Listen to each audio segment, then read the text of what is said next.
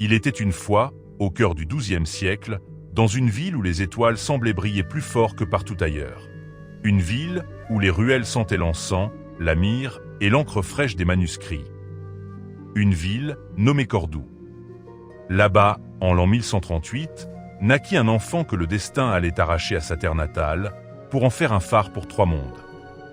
Son nom était Moussa ben Maïmon, mais nous le connaissons sous le nom de Moïse Maïmonide. Il ne portait pas d'épée, ne commandait pas d'armée, ne régnait sur aucun royaume. Et pourtant, ses mots ont traversé les siècles. Ses idées ont nourri des papes, des imams, des médecins et des philosophes. Et surtout, il a osé poser la question la plus dangereuse de son temps. Peut-on servir Dieu avec sa raison? Aujourd'hui, je t'invite à marcher dans ses pas, de l'exil forcé au palais du Caire, des nuits d'études aux salles d'hôpital improvisées. Car l'histoire de Maïmonide n'est pas seulement celle d'un rabbin ou d'un penseur. C'est l'histoire d'un homme qui a refusé que la peur éteigne la lumière de l'esprit. Mais avant de plonger dans cette histoire, si tu ressens déjà vibrer en toi cette soif de vérité, de sagesse partagée, de pont entre les mondes, alors prends une seconde. Abonne-toi à la chaîne Le Samouraï Sage. Pas juste pour cette vidéo, mais pour toutes celles qui viendront, où nous irons ensemble, à la rencontre des grands esprits qui ont osé penser autrement. Et si tu le souhaites, clique sur le pouce bleu.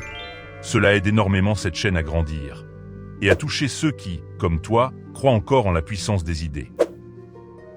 Maintenant, revenons à Cordoue, en l'an 1138, là où tout commence.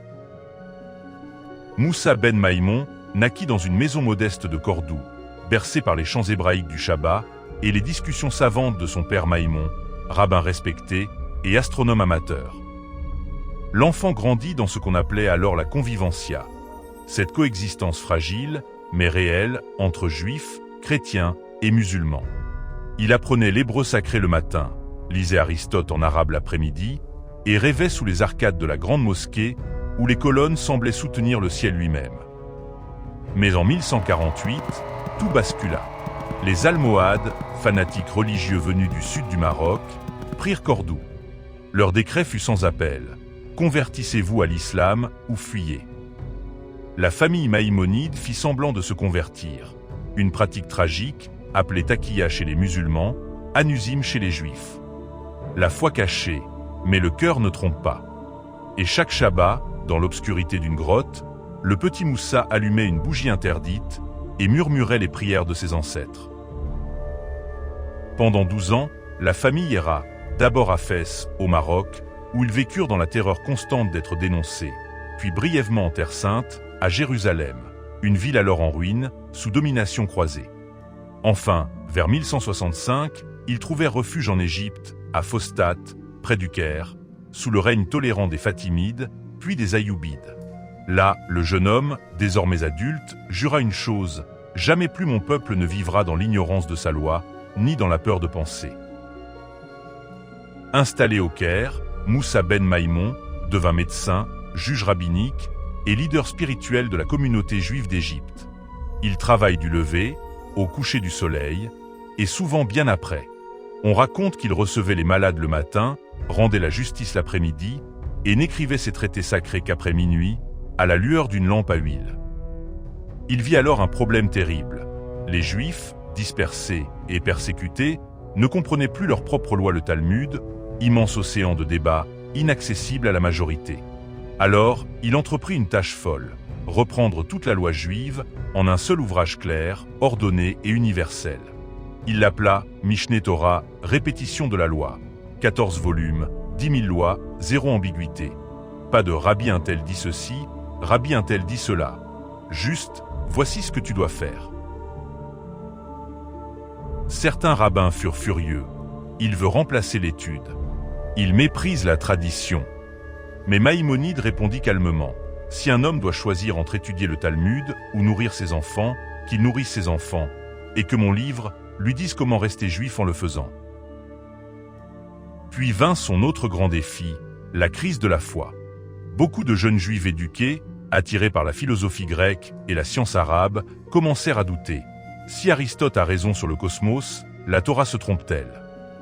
Alors, Maïmonide écrit دلالة الحائرين. Le guide des égarés. Dans ce chef-d'œuvre, il osa dire l'impensable. Les récits bibliques sur Dieu descendant du ciel ou parlant sont des métaphores. Dieu n'a ni corps, ni émotion, ni lieu, il est l'être pur, la cause première. La prophétie n'est pas un miracle, mais le sommet de la perfection humaine, quand l'intellect et la morale fusionnent. Il écrivit « Celui qui croit que Dieu est jaloux ou colérique ne connaît pas Dieu, il adore une idole de son imagination. » Ce livre fut brûlé par certains et étudié en secret par d'autres. Il aura traversé les siècles jusqu'à inspirer Thomas d'Aquin, qu'il appelait le Rabbi avec respect. Peu de gens savent que Maïmonide fut aussi l'un des plus grands médecins de son temps. Il soignait les pauvres gratuitement. Il écrivit des traités sur l'asthme, la mélancolie, l'hygiène et la nutrition. Ses conseils furent étonnamment modernes. Mange seulement quand tu as faim. Ne bois pas pendant le repas. La tristesse nuit plus au corps que toutes les maladies. Il fut également le médecin personnel du vizir Al-Fadil, puis du sultan Saladin lui-même. Le même Saladin qui affronta le roi d'Angleterre, Richard Cœur de Lion.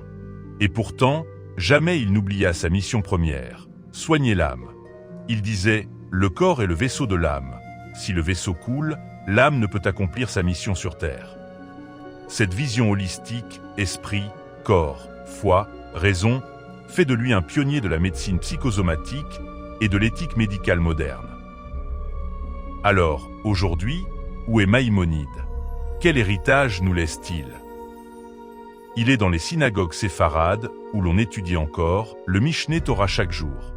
Il est dans les facultés de médecine, où l'on cite son serment « Agis toujours pour le bien du malade ». Il est dans les dialogues interreligieux, où musulmans, juifs et chrétiens se souviennent qu'ils ont un jour partagé les mêmes bibliothèques, les mêmes questions et les mêmes étoiles. En 2023, à Cordoue, une statue a été érigée à sa mémoire, près de la synagogue qu'il n'a jamais vue achevée. En Israël, son tombeau à Tibériade est un lieu de pèlerinage. Et dans les livres de philosophie, son nom reste lié à Averroès, Ibn Rushd et Avicenne.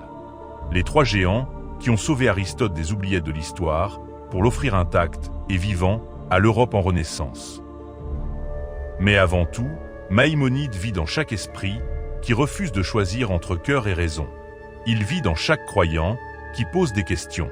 Il vit dans chaque chercheur de vérité qui sait que la lumière ne craint pas l'ombre, mais la traverse. En conclusion, Moussa ben Maïmon mourut en 1204, à l'âge de 66 ans. Selon la légende, son cercueil fut transporté par bateau vers la Terre Sainte, mais une tempête le fit échouer à Tibériade, au bord de la mer de Galilée. Il repose là, sous un olivier, face au lac où Jésus marcha autrefois. Il ne voulait pas être un saint, il voulait être utile.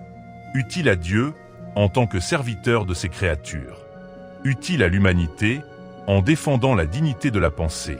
Et c'est là, peut-être, sa leçon la plus urgente pour nous aujourd'hui. Dans un monde de bruit, de haine et de certitudes aveugles, restons des égarés en quête de lumière. Car, comme il l'écrit, l'obscurité ne peut chasser l'obscurité, seule la lumière le peut. Si cette histoire t'a touché, si elle a réveillé en toi cette soif de sagesse, de dialogue ou de lumière, alors ne la garde pas pour toi. Abonne-toi à la chaîne Le Samouraï Sage, un espace où la pensée profonde rencontre la beauté du récit. Clique sur le pouce bleu. Ce petit geste dit à YouTube que ce genre de contenu mérite d'exister et qu'il doit être montré à d'autres âmes curieuses comme toi. Partage cette vidéo à un ami, un proche, un élève, un professeur, à quiconque croit encore que la raison et la foi peuvent marcher main dans la main. Et surtout, laisse un commentaire. Dis-moi, quelle leçon de Maïmonide t'accompagnera cette semaine? Tes mots nourrissent cette communauté, ils m'inspirent. Et parfois, ils changent le cours d'une journée. Merci d'être là. En attendant, reste stoïque, reste zen, et surtout reste une bonne personne. Et n'oublie jamais, une seule flamme peut éclairer 1000 ténèbres. Je suis le Samouraï Sage. Je te dis à très bientôt.